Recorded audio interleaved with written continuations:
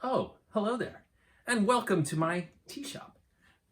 So, tea, right? Everybody loves tea. If you don't love tea, keep trying it because there's a lot of different teas out there. And I'm going to talk to you a little bit about tea if you haven't figured that out at this point. So I wanted to do a quick little video this evening, which may parlay into a longer set of videos in the future, but talking just a quick bit about tea. So tea itself all comes from one plant, one individual plant, Camellia sinensis. And this plant, depending on how it's grown, where it's grown, when it's picked, how it's processed, completely changes the flavor profiles of the tea.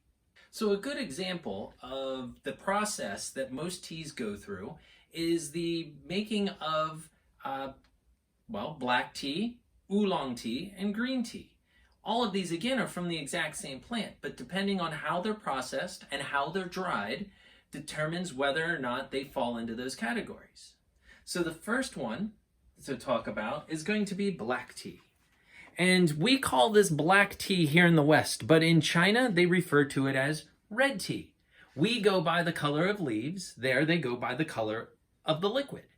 And so this is the most processed of all the teas. And the reason for this is because it transports very well. So let's say that you were picking somewhere in the East and you had a small island nation over in the West that really enjoyed tea. The best way to do that was to process it, put it onto a ship, transport it over, and as a black tea, you knew it was going to make it. So the middle of the teas is oolong. And this is my personal favorite.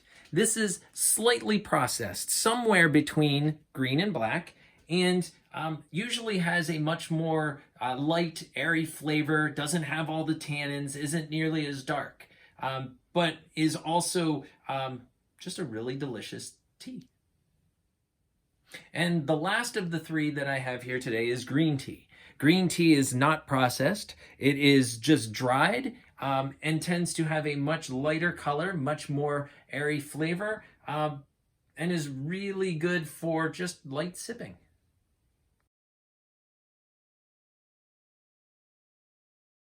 And so that is an example of three different variations. Now, that's not the only variations. You have many other differences as well as processes and ways that it is made into this delicious, delicious hot leaf juice.